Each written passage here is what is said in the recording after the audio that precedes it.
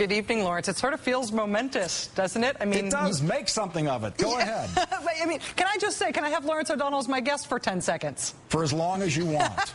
I mean, you were in the Senate during the whole initial push for health care during the last Democratic president that tried to do this. Now that it's finally passed right now, do you actually sort of feel like the circle is closing, or is this not a circle? Is this just a path that keeps going and there's more reform to come? Rachel, I'm gonna confess something to you that I don't want anyone else to know. I cried watching C-SPAN this afternoon. Yeah. There's nothing like it. It is an amazing accomplishment, and then this leaves aside the issues. I have plenty of issues with what's in the bill. A lot of people have issues with what's in the bill. But what they did, what they managed to do, given what they were up against, is an absolutely extraordinary accomplishment. And I'm so in awe of it at this point as a legislative accomplishment that I don't really have words that I think are adequate to it. Well, those were pretty great words. Lawrence, congratulations that something has passed that you worked on for a very long time, and thanks for being part of our coverage of it tonight. I don't get the credit. I'm one of those people who quit, who couldn't stay in there for the hard, long road to this. Well, congratulations on admitting you cried, then. It takes a big man to do that. How's that? Thanks, Rachel. Thank you, Lawrence. We do begin tonight with what is live ongoing drama right now in the House of Representatives in Washington, D.C. As you just heard, just moments ago, literally moments ago, the House passed the final vote on health reform. The House has just agreed to the Senate amendments to the health reform bill, drawing to a close what has been a very long process in Congress. The bill now moves on to President Obama, who can sign it as early as tomorrow. This final vote officially marks the end of the health reform battle in this Congress. And it unofficially marks the end of the first legislative chapter of the Barack Obama presidency. Chapter 1 of the Obama presidency was, broadly speaking, in tabloid terms, the Obama agenda, including the monumental agenda item of health reform, versus, on the other side, the party of no. I will guarantee you that we are committed to making sure that not one Republican will vote for this bill. The American people want to hear us say no. No is a wonderful word. Hey, Mr. Kyle. Mr. Kyle, no. Mr. Bunning. Mr. Bunning, no. Mr. Crapo. Mr. Crapo, no. Mr. Roberts. Mr. Roberts, no. Mr. Ensign. Mr. Ensign, no. Hell no, you can't!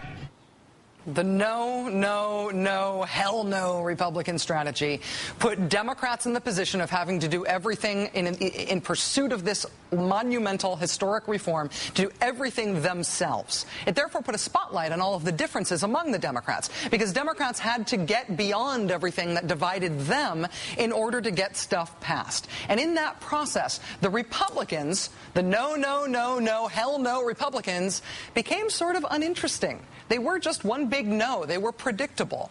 Their unified no strategy was a big gamble, and it is a gamble that they tonight have ultimately lost.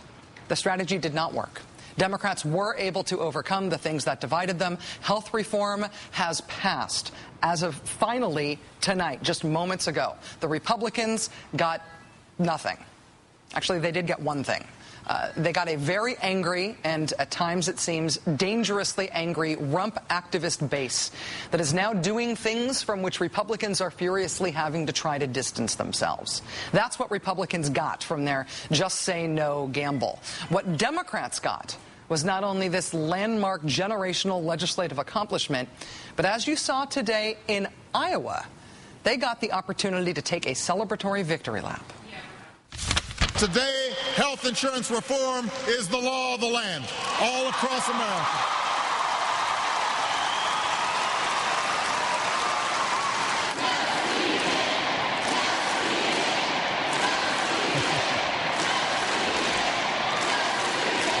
Yes, we did. Yes, we did.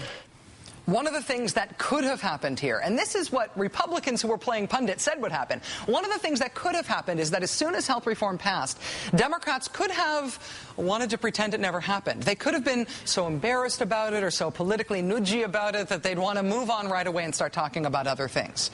That's what Republicans predicted. That is not at all the way it is working out. Health reform is turning out to be a big win legislatively for Democrats, and it is something they're going to keep talking about and they're going to be running on because they are happy about what they can say this policy does.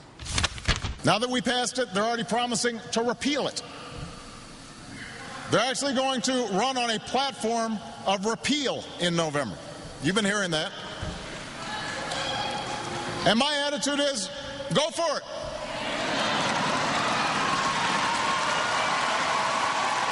If they want to have that fight, we can have it. Because I don't believe that the American people are going to put the insurance industry back in the driver's seat. We've already been there. We're not going back. This country's moving forward. Democrats, it turns out, are thrilled to run on what's actually in this legislation. It may have been a hard fight this past year, but it's not just fighting that matters. It's not just kinetic activity. It's the outcome of the fight. And the outcome of this fight is that Democrats and the Democratic president are taking a victory lap right now.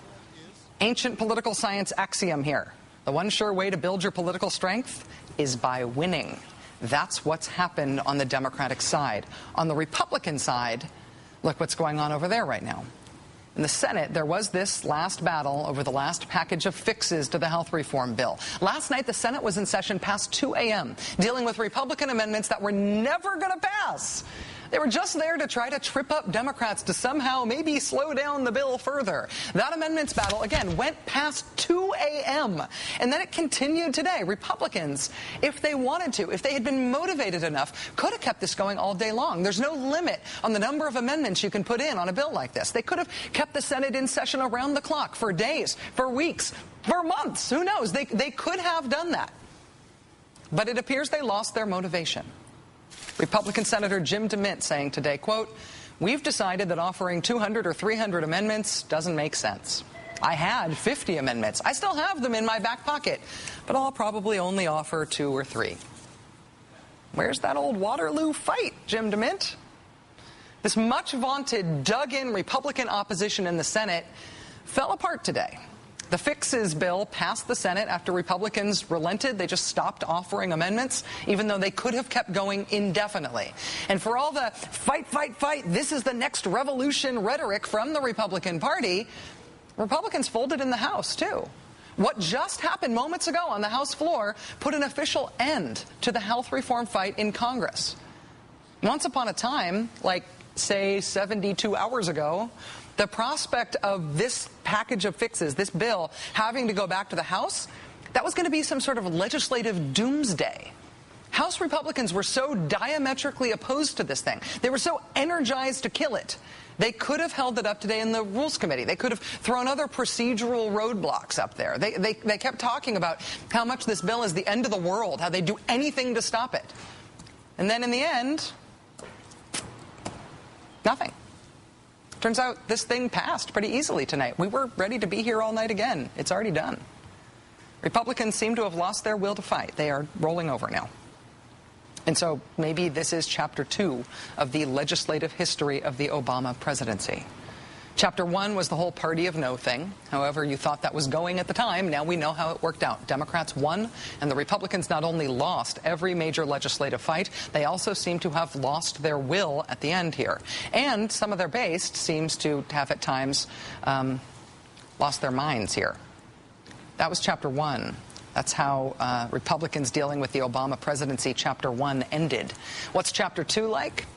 So far, it looks like there's a lot less unanimity on the Republican side. Republican Senator Bob Corker of Tennessee, for example, had this to say about the Republican approach to the new next big thing in Congress, the new Wall Street rules that are being worked on in the Senate Finance Committee. He said, quote, "I think we have made a very, very large mistake, and I regret that. You don't pull the game book out for health care, I'm sorry, and apply that to financial reform. Republican Senators Olympia Snowe and Susan Collins also breaking with the Republican Party on a same-sex marriage amendment that was offered early this morning.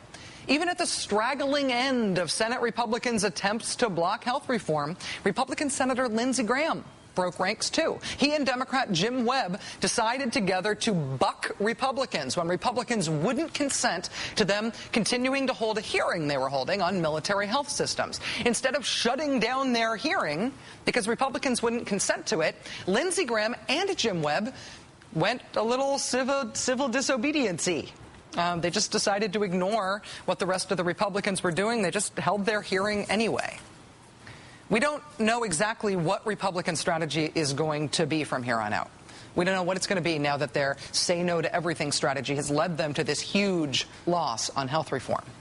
Whatever Chapter 2 is for the Republicans, it looks like it is going to be a lot more interesting than Chapter 1. At least it will be a lot more unpredictable. Joining us now is Chris Hayes, Washington editor of The Nation magazine. Chris, thanks very much for joining us. Nice to see you.